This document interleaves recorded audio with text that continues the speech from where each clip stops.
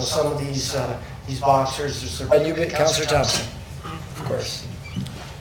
Yes, I have two topics that have been concerning me. I think we've done a good job. I think the region has done a good job sending out to the public and social media about what the provincial government is going to do with respect to Niagara.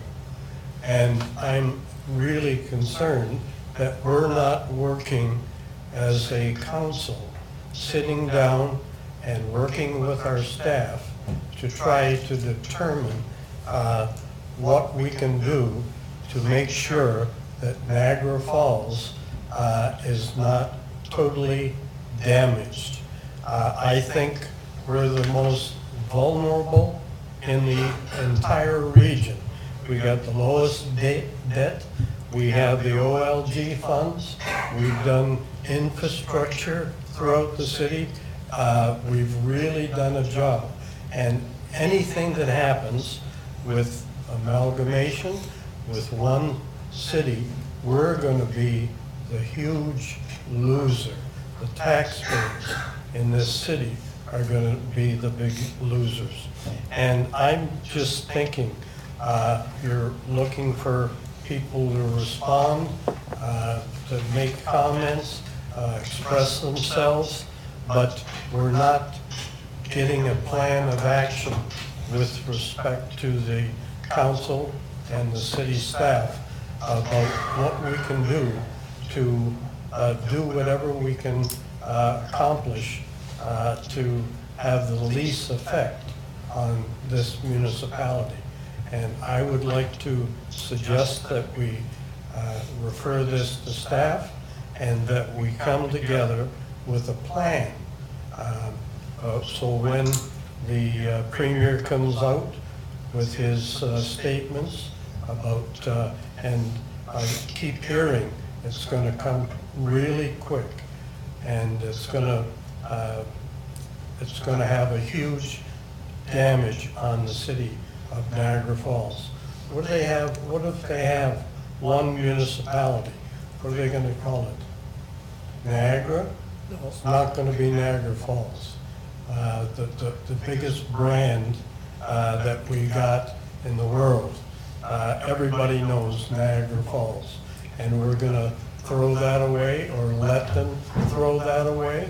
I tell you, I'm very, very concerned about this, and I think we got to have a plan of action regardless of what happens. So I would just make a motion that we refer this to staff to come back, and so we're all on the same path with respect to try to save this municipality, because we're the biggest losers if that happens. I can tell you, when our CAO and myself, we met with the two provincial facilitators. That was one of many points we made. We said, we've got the biggest brand name of any municipality in the country, more important than Toronto's when it comes to the global approach. And we said, you can't lose that, because you lose the name Niagara Falls, New York's going to pick up all the slack. And we said that's just way too valuable. Forget the billions of dollars of GDP, just the brand value. I said, my exact words is, I said, Niagara Falls is the Coca-Cola of municipalities. And I said they would never give up the name Coca-Cola ever. And even if they were bought by another company, Coca-Cola brand would remain. And that's why this brand, they need to treat it just like corporate mergers and acquisitions. This has to be maintained. And that was part of our dialogue. And you're exactly right. We're in great fiscal shape. And I know a lot of places would love to get their hands on it. But we've never brought it up. We've never discussed it here. We've never had a special meeting to have a plan of action with respect to what's happening. And I think we have to do that. Well, and just to address that, so the province had 3 steps. The first step, they came on and wanted to meet with heads of councils in the different regions that they're looking to change the governance, and we did that.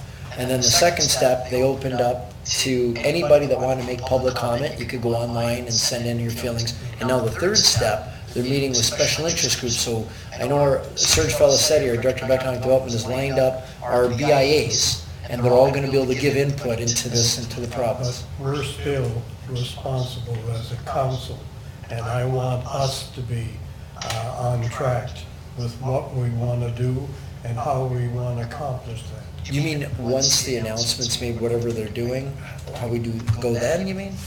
We haven't even discussed it here as a council. I think, you know, you told us you met with the two people that the Premier has set aside, but we don't know, there's no discussion about it. Yeah. I think we have to really be careful because we're the big losers in this situation. Anyway, I'll refer to staff and let's have a dialogue and report back on what we should be doing and how we can save the municipality. Well, I think tomorrow's the deadline, like, to book, right, to book a presentation. Today's the deadline. Today was the deadline, yeah. So we do have our BIAs, so I'm just wondering, I'm not sure exactly, I know what you're saying, but I don't know exactly what staff would be doing at this point. Did you want to weigh in? Well, if I could, Mr. Mayor. So today was the deadline for individuals or organizations to put their name forward, like a BIA or a not-for-profit, to speak to the two advisors. They're going to be here May 5th, I think, sometime early May. They're going to be only very short, 5-minute presentations, so it doesn't give you much time. But there is an opportunity for anybody to make submissions to the advisors up until, I can't remember exactly, I think it's the end of May. So there is time to get written submissions in, but we missed the opportunity. And to be quite honest, when you review the material, they weren't wanting to hear from councils. They were wanting to hear from individuals, business, BIAs, Chamber of Commerce, special interest groups, not-for-profits. However, councils can still submit dialogue or information in through to the advisors by the end of May. So that's still open. They just extended that time frame to do that. So your motion is to ask staff to come back with what we would submit to the province, Yeah. is that right? Yeah, Okay. collective. Yep, okay. So we have a motion by Councillor Thompson, seconded by Councillor Carrio. That, Just add a comment to okay, yeah, that we refer to staff, go ahead.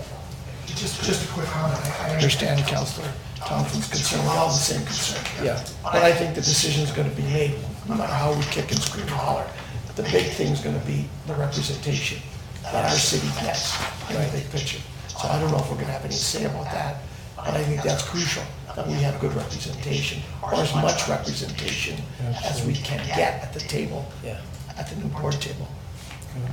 Yeah, and it was noted too that after the Berkeley report done at the region around 2000, Niagara Falls was one of the only councils that actually took heed and reduced its numbers from 12 down to 8.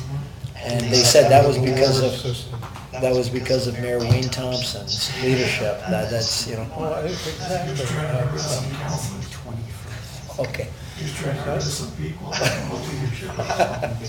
May 21st is the deadline, so we've got lots of time to get that done. Yeah. Anyway, I had to move up my appointment for my colonoscopy. You had to move it up? Yeah. You didn't hear that? No. Ford's cutting out Oh, the... yeah, the anesthetic. Yeah. Yeah. So you gotta be awake now, so I'll pay for the anesthetic. So, okay, we've got the motion, second by Councillor Carrio. All those in favor? And you heard that right here first. Book your colonoscopy now. Well, you still got coverage for anesthetic. Okay. Do you have another thing?